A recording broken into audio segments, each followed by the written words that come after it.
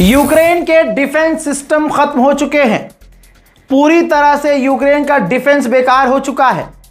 Ukraine परेशान हो गया और ज़ेलेंस्की ने कहा है कि अगर अमेरिका अपने मुल्क के सिर्फ 10% अपने डिफेंस सिस्टम दे दे, पैट्रियट एयर डिफेंस सिस्टम दे दे, तो हम झेल लेंगे। पूरी सर्दियां उन डिफेंस सिस्टम के जरिए झेल लेंगे और अपने मुल्क को बचा लेंगे। यूक्रेन की हालत खस्ता है।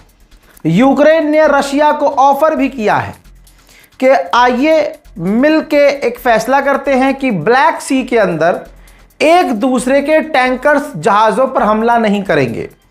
सलाम, नमस्ते, सत श्री अकाल। मैं हूं रजा और आप देख रहे हैं रजाग्राफी का war update, Ukraine Russia special report. आप लोगों के मैंने सारे कमेंट पढ़े। आप लोगों का हुक्म था कि रजा भाई रोज़ यूक्रेन और रशिया का अपडेट चाहिए, चाहे छोटा हो चाहे बड़ा।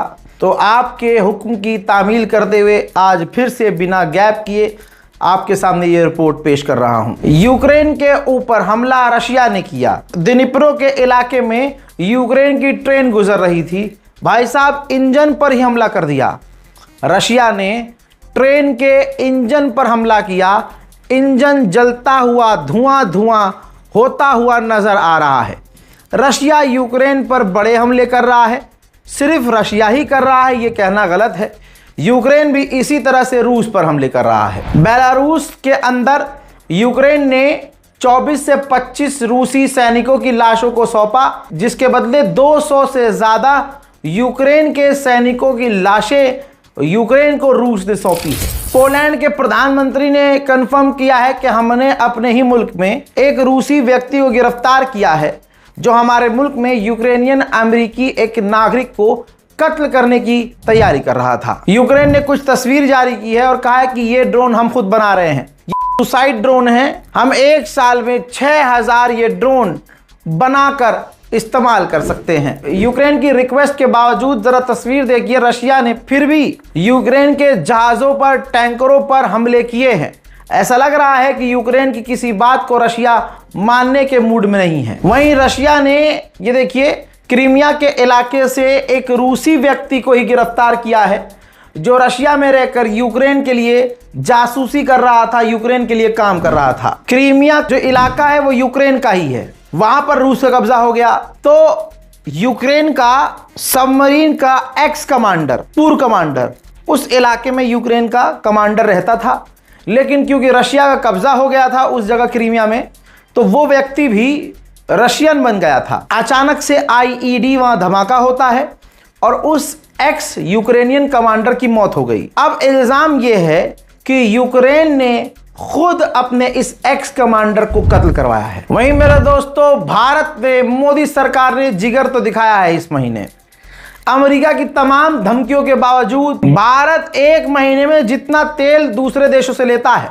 उसका आधा 50% तो अकेले रशिया से ही लिया है। यह बात मोदी सरकार की तारीफ के काबिल है। अगर ऐसे ही मोदी सरकार अमेरिका से डरना बंद कर दे तो हम कभी नुकसान नहीं उठाएंगे। हजरात, यूक्रेन नाराज हो गया है, भड़क गया है। रशिया ने यूक्रेन के जिन जिन इलाकों पर कब्जा किया है, रशिया वहां चुनाव करवा रहा है।